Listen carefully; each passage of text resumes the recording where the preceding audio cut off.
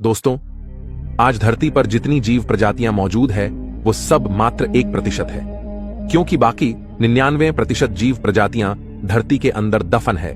यानी पिछले 3.5 अरब साल में खरबों जीव प्रजातियां पैदा हुई, लेकिन उनमें से 99% जीवों ने प्रलय का सामना किया। हम उनकी शमशान भूमि पर अपनी लाइफ जी रहे हैं। हमारे पैरों तले दफन ऐसी ही एक भीमकाय प्रजाति पृथ्वी पर राज किया करती थी, जो कि इतिहास की सबसे अधिक सफल जीव प्रजाति थी, यानी डायनासोर्स, जिसने करीब 10 करोड़ साल तक धरती पर राज किया। लेकिन क्या होगा अगर हम आपको बताएं कि इस सबसे सफल भीमकाय प्रजाति को एक दूसरी सबसे सफल सूक्ष्म जीव प्रजाति ने खत्म किया, जो पृथ्वी पर सबसे लंबे समय से मौजूद है, यानी मच्छर। जी हां, डायनासोर्स जैसी भीमकाय प्रजाति को खत्म करने के पीछे हाथ था काफी छोटे से दिखने वाले मॉस्किटोस का। इस बात पर यकीन करना संभव नहीं है, क्योंकि अब तक आपको इसकी जानकारी किसी ने नहीं दी है। तो जानने के लिए वीडियो को ध्यान से पूरा जरूर देखें, नहीं तो आप इसे समझ नहीं पाएंगे। आज से 65 मिलियन साल पहले हमारी पृथ्वी आज जैसी नहीं दिखाई देती थी। आसमान को चूमने वाला हिमालय भी तब नहीं था, बल्कि इस धरती पर 10 करोड़ सालों से राज करते आ रहे थे कई पहाड़नुमा डायनासोर। इनमें से कुछ डायनासोर्स हिंसक और मांसाहारी थे, तो कुछ स्वभाव से शांत शाकाहारी थे।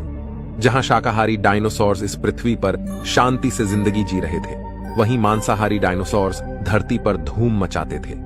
इस युग में पृथ्वी पर ऑक्सीजन की मात्रा अधिक होने से इस समय बड़े बड़े साइज के जानवर हुआ करते थे, लेकिन इन सब में डायनासोर को कोई कंपटीशन देने वाला नहीं था। और डायनासोर सोचते थे, कभी कभी लगता है अपन ही भगवान है। लेकिन दोस्तों, डायनासोर्स को पता नहीं था कि एक दिन ऐसा भी आएगा जब उनकी पूरी प्रजाति ही खत्म हो जाएगी, क्योंकि 10 करोड़ साल पहले धरती से काफी दूर मंगल और बृहस्पति के बीच मौजूद एस्टेरॉयड बेल्ट में अचानक एक एस्टेरॉयड से दूसरा एस्टेरॉयड आकर टकराता है और उसके 2 टुकड़े हो जाते हैं। इनमें से एक टुकड़ा माउंट एवरेस्ट जितना बड़ा होता है, लेकिन इसकी डायरेक्शन पृथ्वी की ओर होती है। अनंत ब्रह्मांड में चलते चलते इसकी यात्रा को 10 करोड़ वर्ष बीत जाते हैं। अब यह क्षुद्र ग्रह पृथ्वी की तरफ 22,000 मील प्रति घंटे की रफ्तार से बढ़ने लगता है। यह पृथ्वी के करीब पहुंचने लगता है। यह चांद के बेहद करीब से गुजरता है, लेकिन चांद भी इसके वेग को रोक नहीं पाता और यह पृथ्वी की ओर अपने शिकार की तरफ बढ़ने लगता है। अब इस एस्टेरॉयड को रोकना बिल्कुल भी संभव नहीं था। पृथ्वी पर खतरे से बेखबर डायनासोर कहीं किसी को जन्म दे रहे थे, तो कहीं शिकारियों से बच रहे थे। लेकिन असली शिकारी इन सबको अपना निवाला बनाने के लिए आसमान से आ रहा था। 40 किलोमीटर के व्यास वाला 20 खरब टन का यह एस्टेरॉयड पृथ्वी के करीब बढ़ता जा रहा था। जब यह पृथ्वी के वातावरण के संपर्क में आया, तब इसकी रफ्तार एकाएक 70,000 किलोमीटर प्रति घंटा हो गई।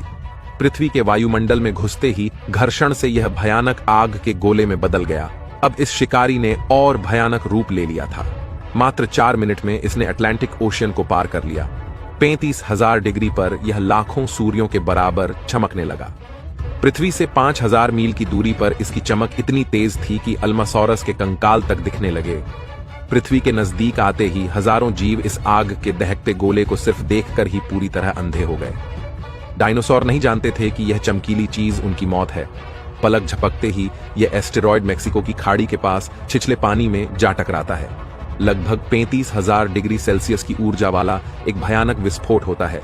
यह विस्फोट लगभग 10 हाइड्रोजन बम के विस्फोट के बराबर था। विस्फोट के आसपास कुछ ही सेकंड्स में सभी डायनासोर्स खत्म हो गए।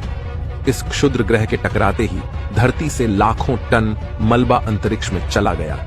टकराव वाली जगह पर एक 180 किलोमीटर चौड़ा और 20 किलोमीटर गहरा गड्ढा बन गया।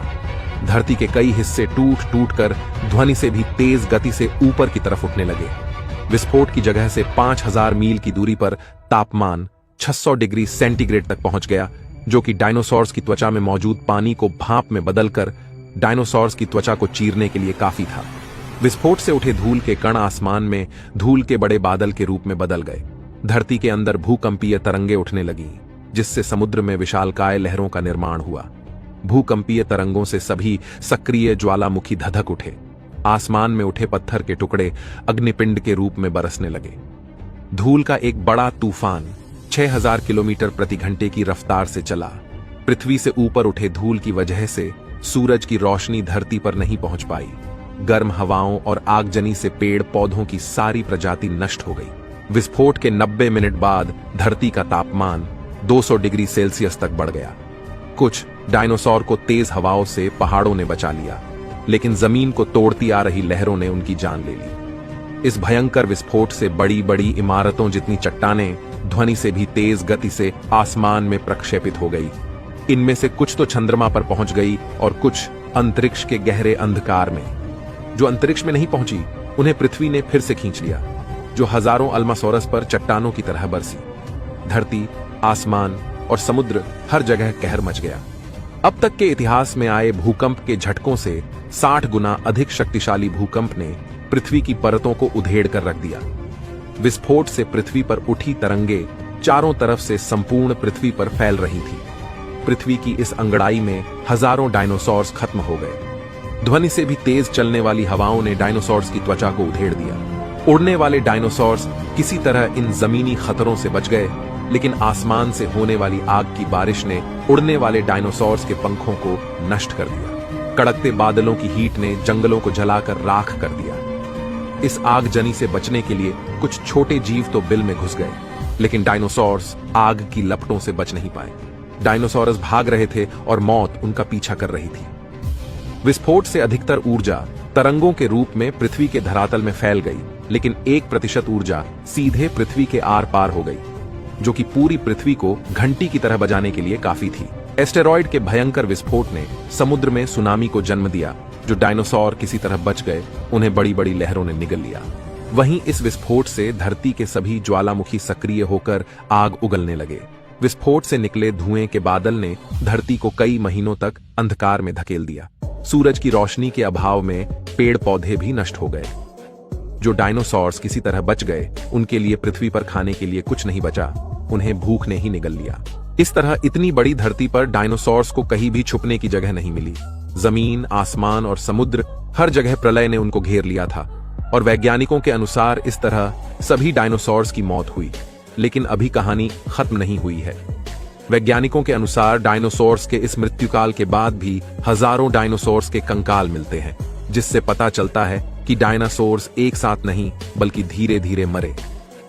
एस्टेरॉयड ने जहां डायनासोर्स को एक साथ खत्म किया, वहीं डायनासोर्स के मरने का एक और कारण था जिसने उन्हें धीरे धीरे मारा, और वह थी एक ऐसी जीव प्रजाति जिससे डायनासोर्स भी घबराते थे।